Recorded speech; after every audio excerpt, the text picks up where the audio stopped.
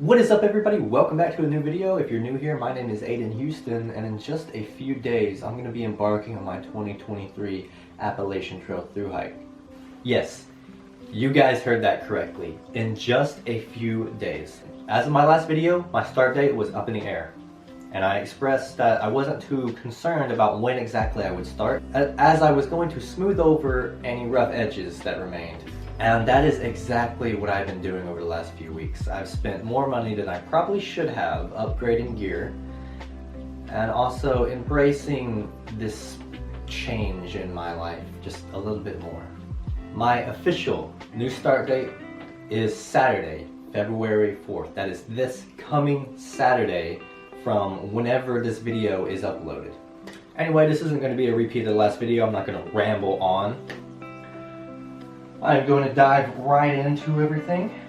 Today's video is the long-awaited gear update video, and the reason I say long-awaited is because ever since my first Big 3 video, people have been talking about some of my gear choices, and I'm sure everybody was hoping, some were even praying, that I would get better gear. And that is exactly what I have done. Not only have I spent more money than I probably should have the last few days on just quality upgrades, but my mom has a friend who had a family member who has hiked the trail in the past and had a bunch of gear left over, some still in relatively good shape, and she has lended me some of this gear. I'll break everything down once we get into it and explain what I've been lended and what I actually own from here on out. I just want to take a moment because I'll probably forget to say it by the end of this video. So I know that I marketed this channel as Vicarious Cinematic Entertainment, but I do want to acknowledge that the last couple of my videos haven't been too cinematic, and that's mainly been a factor of something I mentioned in the last video, that the last couple of weeks have sort of been a lot of overstimulation with everything that has been going on. The last thing I've really been worried about is putting 110% into my videos. I mean, this is going to be something that I have all the time in the world to, once I get my trail legs and I've got all that down pat and I've got nothing to do for thousands of miles but create content for y'all. But presently, and in the last couple of videos, I haven't really had the luxury to create the best content and to establish everything and to, you know, not lose my mind trying to do it all. Still new at this. Alright, on to the video. I'm gonna save the best for last, and it's definitely 100% the thing that y'all really wanted to be. I guess we might as well start with our pack. This, and some of you might recognize it because apparently this is a pretty common pack, but this is the Osprey Aura AG, and this is the first item that I'm being lended by my mom's friend. The other pack I was using, the Hikewell Electron 60 liter, I believe, there was nothing wrong with it per se, but basically it was a lightweight bag, and I have a not lightweight setup, so it was just awfully uncomfortable. And so it not only weighs more than the Electron, but with the same weight as I would have put in the other bag, it just feels 10 pounds lighter. Actually, I might have lied earlier. I might bring you guys a video where I just show you everything in the bag and how I plan on packing it, because I would like some tips from you guys. So far, I haven't weighed it. I don't know my base weight, and I don't want to know my base weight, basically, until I start the trail. Then I plan on weighing it. But as of right now, what I've been doing is I've been loading everything into the bag, putting it on, making sure it's comfortable, adjusting things where and when I need to, so it feels good. And then I've gone on some shakedowns. Nothing super long, no multi-day hikes, but I have walked a handful of miles now with the pack on. It feels good. I feel confident in being able to go further than I already have.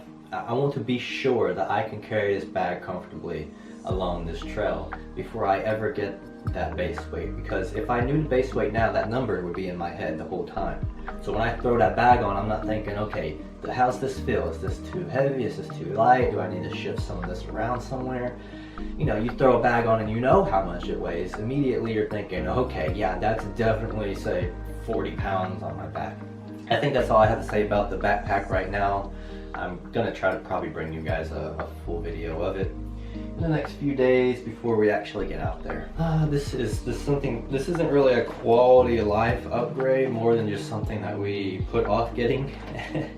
I can't remember if I mentioned it in a video. There's been a lot of footage that I've recorded that I just haven't done anything with. So I'll say it again just in case.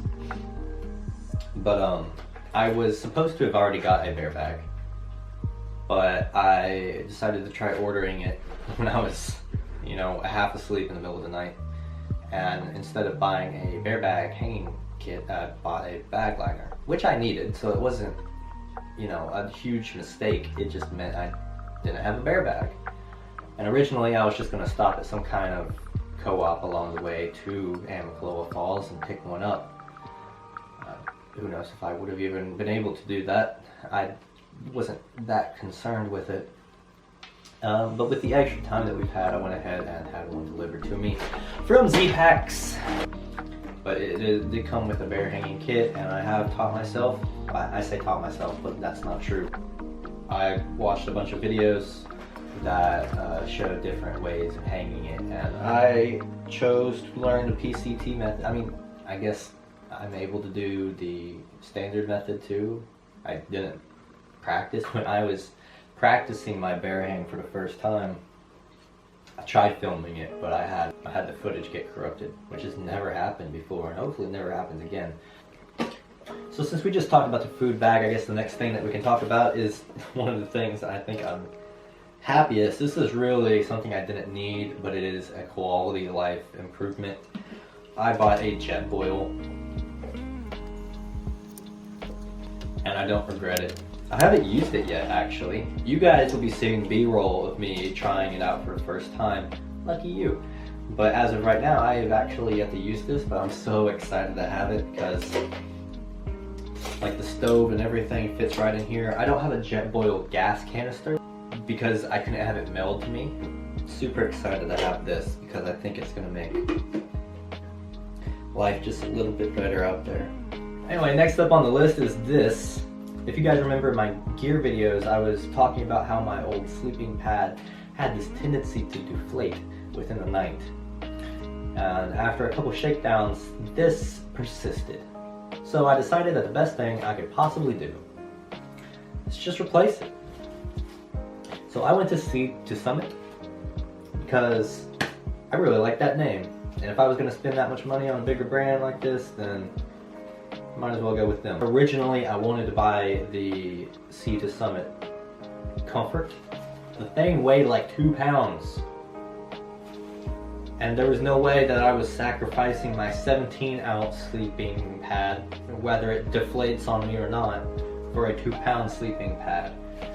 But then I found this guy, the Ultralight, and it lives up to its name, as this guy is only 12 ounces and is super comfortable, and has these little Velcro stickers that I was able to stick on it. That's like a pillow lock system, and even though I don't have a Sea to Summit pillow to lock into this system, I am able to stick some of my extra clothes and stuff into my beanie, and then the beanie's fabric sticks to that pretty well and holds it in place. So I got a bit of a makeshift pillow system going too, and I love it. The last shakedown I went on a few nights ago was the best sleep I have ever had. So the next thing I've got was actually something that my mom got me for my birthday. These are basically hot hands that are reusable. I will be carrying hot hands with me because these do have a drawback that the hot hands will rectify. Basically, all I have to do is boil these, and these crystals that they're comprised of will melt and sort of trap the heat, I guess. so that when I eventually want to use them, I just press this tab inside of it, and it starts to release the heat in these crystals, and they re-solidify and they remain hot for about half an hour, and then they're like this, but all I have to do is boil them and I can use them again. I do plan on carrying hot hands though, because they stay activated for hours and hours and hours, and curling them up in my toes in between the toe liners and the socks is just incredible. Speaking of toe liners, that brings us to the next item, which is the 2 pairs of toe liners that I've got. Now, quick side story, I've never been a fan of flip-flops because of the little part that goes between your toes. I've always found that to just be incredibly uncomfortable. It didn't occur to me that something like this would sort of create that same sensation. I was most uncomfortable the first time I got these straight out of the mail, straight out of the package, and tried to put them on, hadn't broken them in or anything. They kind of freaked me out because once I managed to squeeze all my toes into them, I thought they were too small at first, but I've broken them in and they're fine now. But when I first put them on, they made me super conscious and aware of each one of my toes. And that might sound weird, but usually my toes are just part of my foot. You know, I'm conscious of the ground that I'm standing on, and then there's just my feet. But now, wearing these, and every time I think about them, I can now immediately feel each one of my toes individually. And it's weird. And I don't know if that's something other people can relate to. I know I didn't describe that in the most straightforward way, but maybe I'm just weird. But at first I thought I was going to have to send them back and try something different. But these, but I've gotten sort of used to them, as long as I don't think too much about my toes. So with that being said, let's move on. The next thing, I guess I'm actually going to talk about these first. This isn't necessarily a hiking item, but more or less just a quality of life item that I've been putting off getting for a long time because I deemed them too expensive, but I finally gave in, and that is a pair of AirPods. And the reason I got these is not only because I'm a sucker for Apple products these days. I just love the interface between everything. I've got 2 iPhones that already, because their iPhones are super interconnected between one another, and I got them custom made to match my phone case with my brand name on them, obviously. But the main motivator that I did get these for is because they connect to my phone. I'm able to stand pretty far away from my device, so if I'm recording with my phone, there's nothing I can do with the Canon, which I'm filming on right now. But if I was filming on my phone and it's say 10-15 feet away from me, I can speak to you as if, it doesn't matter where I am, if I'm in frame or if I'm moving around on your left or your right of the screen, the audio isn't going to change. Continuing with electronics, I want to mention that one of my biggest concerns on trail, it's not going to be the bears or the possible serial killers or the cold. It's actually experiencing something but not able to vicariously document it because I run out of either space or battery life.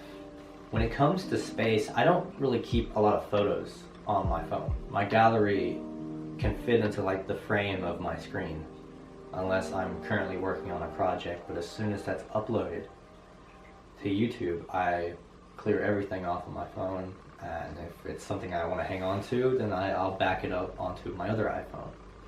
I even pay for an app service called Keepsafe, and since I pay for it, I can store up to 10,000 things on an online cloud. But I think I may have rectified my problem possibly. I would hate to get out there and see this amazing view, but like only have to internalize it because I have a dead camera and a dead phone and I'm not able to show you guys. Or if I'm running like critically low and I know that I still have to get to camp and still have to film an outro, and so I just don't want to be out there nitpicking the stuff to show y'all. I'm marketing myself as the most vicarious cinematic experience. And I'll be damned if I go out there and I don't live up to that. And I can't do that if I've got dead electronics. So what I've done is I have gone to Rave Power and I've bought this 15,000 milliamp hertz. Is that right? I think that's right. This has a digital display which shows me the exact percentage of battery that remains on it. I've been using this for the last couple of days since I got it, and it seems to charge all my electronics relatively well without too much power being drained. And I think if I'm conscious of when and where I decide to use my power once I get out there, I'll be able to rely on this for sure, because I almost forgot to mention, I didn't just get one. Might have gotten a bit overboard. I bought two. I almost bought three, but I thought that would be overkill. And I'm kind of glad I didn't, because these aren't the lightest things in the world. I'm willing to carry the extra weight that they are because of the extra battery power, and I hope that these will eliminate the concern that I have of not being able to document everything for you.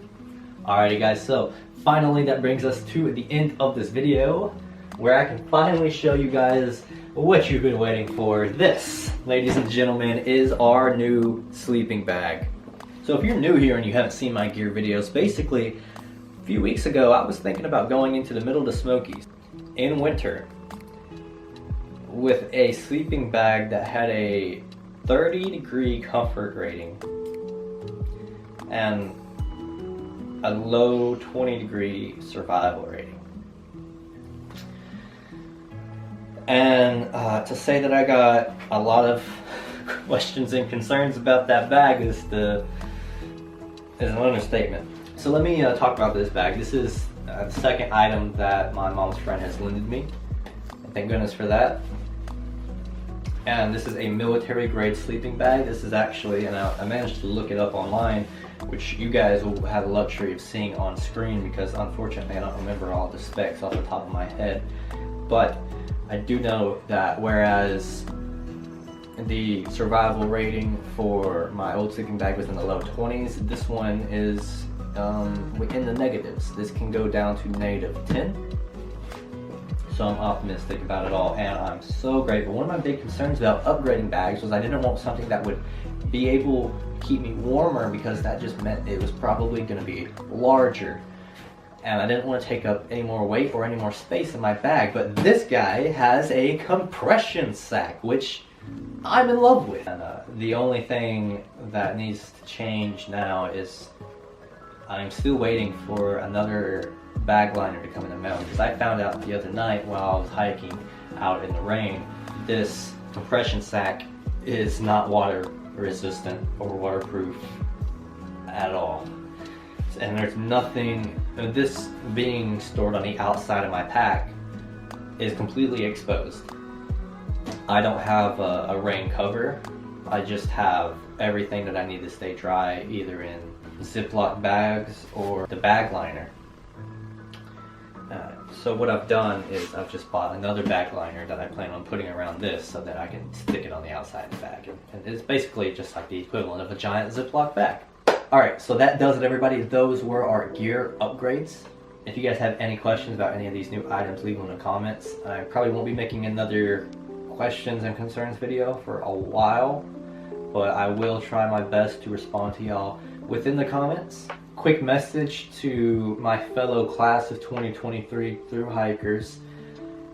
I have enjoyed getting introduced to this community so much. I can't even express how bored I am in this town that I've grown up in and have lived for years now. I mean, the people here are stale and the trails here are worn out, and I'm ready for something new views, new experiences, and new people, and I'm excited to meet as many of you as I possibly can. 3 days, 20 hours. That is how long before we will be arriving in Amicaloa Falls. Well, that's not entirely true. I think I might have that set for midnight. But anyway, it's a few days away. Nevertheless, I'm excited. I hope you guys are excited. This isn't falling through this time. Come rain or shine, come hell or high water, Saturday, February 4th, we will be starting the Appalachian Trail. And only the icy grip of death itself has the power to take us off it. So anyway guys, thank you so much for listening. Thank you so much for watching. Remember, if you enjoyed it, I'd love seeing your support, so be sure to like this video. I'm so bad about closing out these videos, honestly. I really need to work on my outro. So don't forget, subscribe to join the journey, and I'll see you guys in a few days.